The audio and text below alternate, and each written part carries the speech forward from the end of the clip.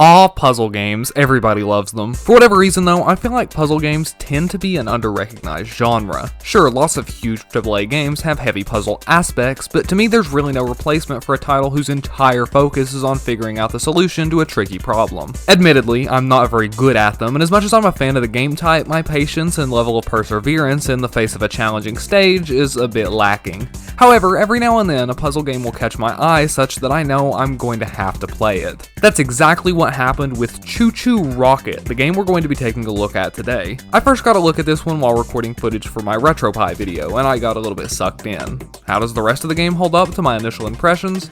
Let's find out. One of the things I love about puzzle games is that in a lot of cases they're largely concept driven. Designing interesting puzzles to solve is almost impossible if you don't have a clever concept with which to execute them. Fortunately, ChuChu Rocket delivers on that front, designing its levels around helping mice through mazes. Each stage, your goal is to navigate any mice on the field safely into the rocket ships located somewhere on the board. The mice will move forward on their own, so it's your job to modify their path to get them where they need to be. You do this by placing down directional tiles in their path. Any mouse that comes into contact with such a tile will instantly change their direction and move with the arrow. This works because the movement of the mice follows simple rules. Very simple, actually. They just walk in a straight line and turn right if they hit anything. You have a limited number of arrows at your disposal, but infinite time to place them before starting the round, so you can meticulously plan out and route your path to victory. Admittedly, the game doesn't really do a great job of explaining any of this to you. You just kind of boot into the main menu and are left to figure out the rest for yourself. Once you get comfortable with how everything works though, which is slightly less intuitive than it may look, might I add, things feel pretty satisfying to control. You don't have the ability to change the board when the mice are moving, but setting everything up beforehand lets you see it all play out like a domino effect, which is a great feeling when you finally get it right. ChuChu Rocket is a bit of an interesting case. It was originally released by Sega and Sonic Team on the Sega Dreamcast in 1999, where it saw a good amount of success. A couple of years later, it was ported to the Game Boy Advance, making history as the first game ever released by Sega on a Nintendo platform. This puts ChuChu Rocket in a strange position though, being pretty much the only game I know of to have two different releases that play functionally identically but have radically different art styles. To be honest, I prefer the look of the GBA release. I feel like the sprite-based pixel art holds up a lot better today than the Dreamcast's early 3D models. However, like I said, from what I can tell, both versions are functionally identical, sporting the exact same level design and mechanics across the board. Unfortunately, the GBA soundtrack is a bit lacking in my opinion, consisting of only a few short, mostly repetitive tunes. Being an overhead puzzler though, this didn't really bother me all that much, so presentation gets a pass. What about the level design though? Is it actually any fun? The stages are designed pretty well in my opinion. The first few levels mostly just focus on getting you up to speed on how the mice move, guiding them through fairly basic courses. Pretty soon though, a few new mechanics are introduced. Notably, you'll soon encounter the orange cats featured on the box art, which come with their own sets of rules and behaviors. You've got to keep your mice away from these guys. Any contact and it's game over. You also have to make sure none of them board a rocket, as you wouldn't want a nasty surprise waiting for your precious rodents on the other end. Fortunately, you can use most of the same tricks you're already familiar with to manipulate your feline foes as well. They too will move constantly forward, turning right at any obstacle they encounter.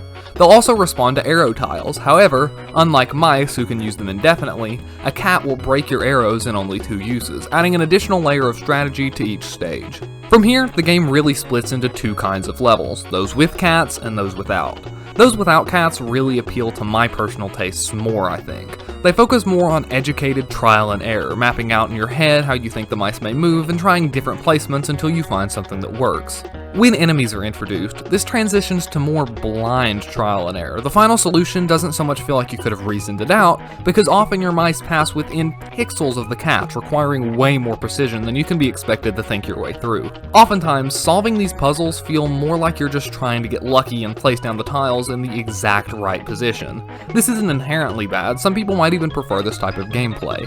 It's just not really what I go for most of the time. If you enjoy extra modes, ChuChu Rocket has them in spades. The main one-player puzzle mode comes complete with 4 different batches of levels, each with increasing difficulty. There's normal mode, hard mode, mania mode, and special mode. Each of these difficulties has a total of 25 levels to their name, making for a final count of 100 stages in all. The further in you get, the more tiles you'll need to take into consideration, and by the time you get to the special stages, it can get pretty daunting. By this point, even levels without enemies are way too complicated to solve them without blind trial and error, which can be fun, but is a pretty big time commitment. All in all, the one-player puzzle mode is pretty solid, and even if that's all you're interested in, you could probably have a decent time with this game, especially on a road trip or something with the GBA release. There's a lot more you can do here though, the most fascinating of which is probably the fully fledged level creator mode a la Super Mario Maker, and you can only place up to 100 mice in a stage. This is worthless now. If you have a friend with a GBA and another copy of the game, you can actually connect them together and share levels, which is awesome. Amazingly, back in the day, the Dreamcast version supported full online play, allowing you to upload your levels for the world and play through others, providing virtually limitless content.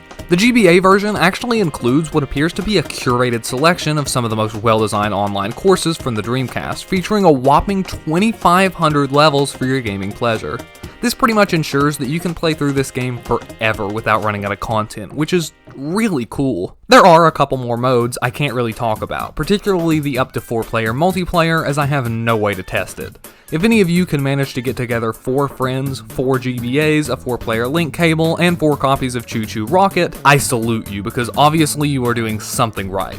All in all though, I think this is a really solid little title. While the puzzles might not be anything to die over, the game manages to stand out by the sheer quantity and variety of content it has to offer. I would love to see this series make a proper comeback, one that in no way involves Apple Arcade, as I do have some standards.